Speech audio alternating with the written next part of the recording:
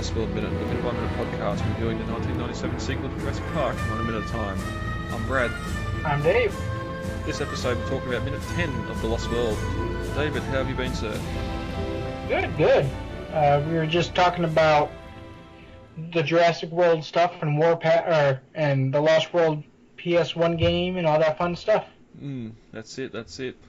Also, we've been talking about some of the new stuff that's been coming into my collections. I'm working hard at the moment to get the final payments for the Breakout T-Rex from Chronicle Collectibles paid off.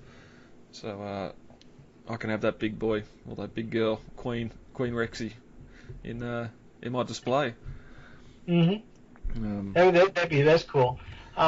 Did you see the stuff recently released by Rob Miranda on Facebook in the Jurassic Park, that one Jurassic Park group, about the new Chronicle stuff that they have coming out planned? I know about the baby raptors. Well, there's also a Dilophosaurus planned, a sick Triceratops planned, a model of the visitor center, and a miniature Breakout T-Rex. Oh, wow. I'm just having a quick... I suppose there wouldn't be photos of it anyway. There's photos, actually. Oh, is there? Yeah. That's alright, though. That's going to be interesting if they do some sort of visitor centre facade or something like that. That's definitely a must-buy for me. Dilophosaur, that'd be good too, but so I'm sort of holding out because they've hinted they're going to do... We've seen Owen and Blue, and we've seen Sam Neill's Dr. Grant in the 1/6 scale. That's where, because I know in interviews they've said they'd love to do the whole cast: Nedry, Arnold, Ellie, Malcolm. I'd love a 1/6 Malcolm. I'd love a Hammond one. Hammond and Lex never got figures. Yeah, just a 1/6 Hammond with his hat and cane it'd be awesome. You could probably just get that one and not worry about the rest, because you just have him with the dinosaurs. But that's certainly discouraging for the wallet. They're doing all this stuff, and that's just for the franchise stuff too. Like, they're committed to Jurassic World, and now Jurassic World 2 as well. So there must be some other stuff there that's right around the corner from coming out. But anyway, you want to get into minute 10 of The Lost World? Sure, love to. Alright, let's do it.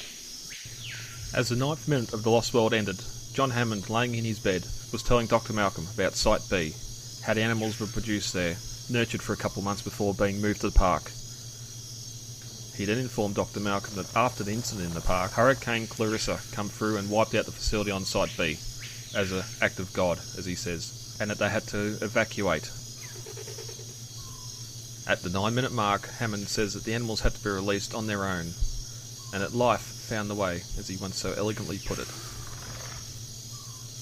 At 9 minutes and 10 seconds, Hammond tells Malcolm that there's a complete ecological system of animals on the island, in their own social species and social subgroups. At 9 minutes and 16 seconds, Hammond tells Malcolm the different subgroups of animals have been living without fences, without boundaries, without restraining technologies, and that for 4 years he's been trying to keep it safe from human interference. At 9 minutes and 25 seconds, we cut back to a dumbfounded Ian Malcolm as he tries to contemplate what he just heard, and he hopes that the island's been kept quarantined and contained, but he is still in shock about it all. At 9 minutes and 34 seconds, he brings up the lysine deficiency and how it should have killed all the animals post-Jurassic Park. At 9 minutes and 40 seconds, Hammond nods and laughs to himself and replies, "But yes, they're flourishing. It's one of 1,000 questions he wants the team to answer." At 9 minutes and 48 seconds, Malcolm asks back questioningly, "Team?" At 9 minutes and 54 seconds, Malcolm helps Hammond out of the bed as he explains he's organising an expedition to go in and document the animals in their natural habitat, and to make the most spectacular living fossil record the world has ever seen. And this ends minute 10 of The Lost World. Alright, so we get Hammond continuing his dialogue.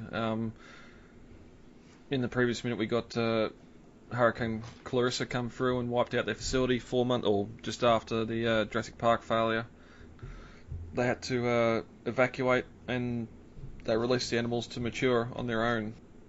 Life will find a way, as Malcolm once so elegantly put it.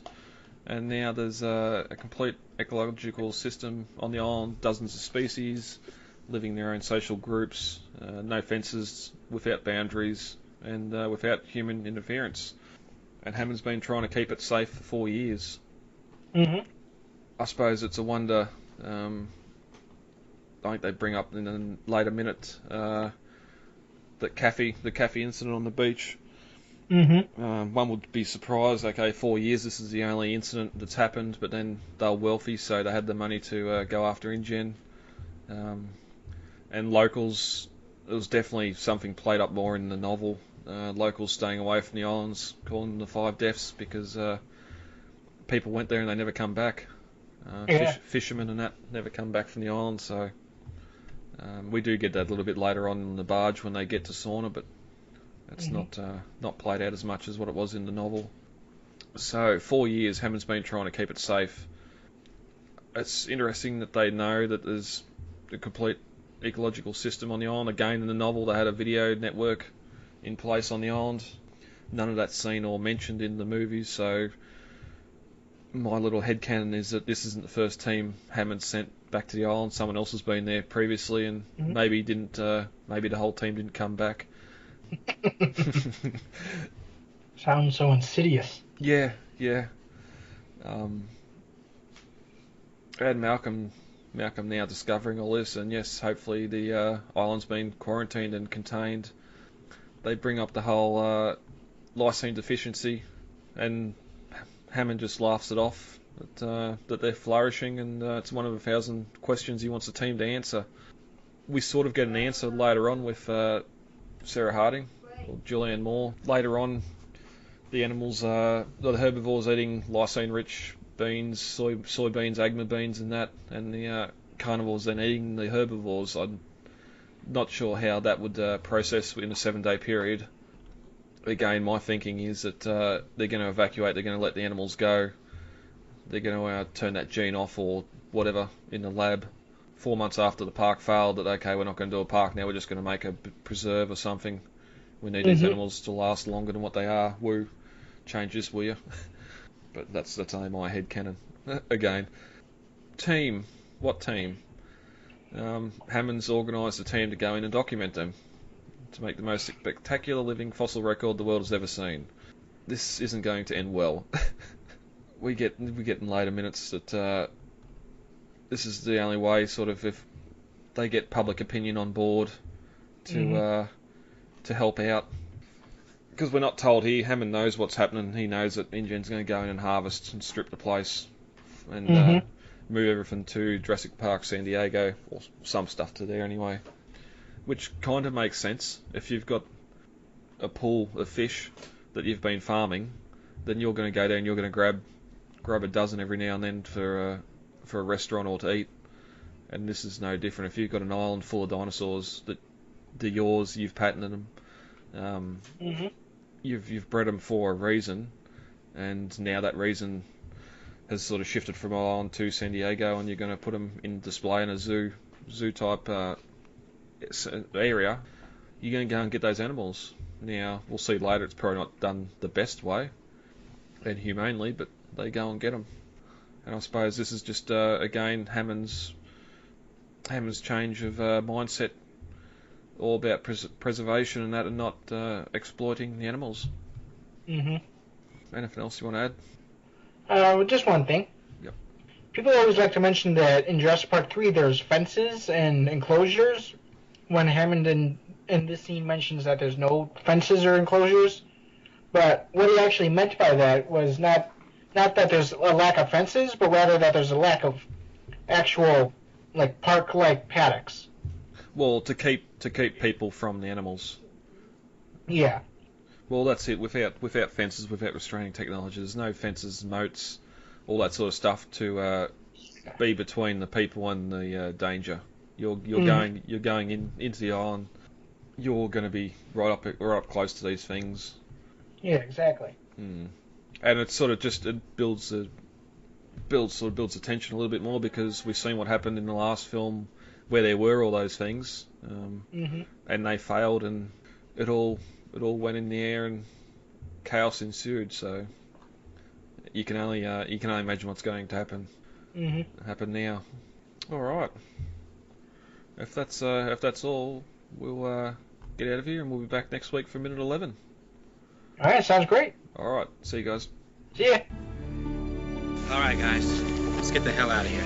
Contact details are on the website, thelostworldminute.com. You can email feedback to thelostworldminute@gmail.com, Facebook, The Lost World Minute, Twitter @thelostworldminute, and Instagram, The Lost World Minute.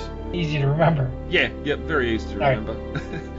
Right. David, thank you for joining me for this record. You're welcome. And we'll be back. I've been Brad. I'm Dave. And we'll talk to you all later. Goodbye. Talk to you later. Bye. It is absolutely imperative that we work with the Costa Rican Department of Biological Preserves to establish a set of rules for the preservation and isolation of that island. These creatures require our absence to survive, not our help. And if we could only step aside and trust in nature, life will find a way.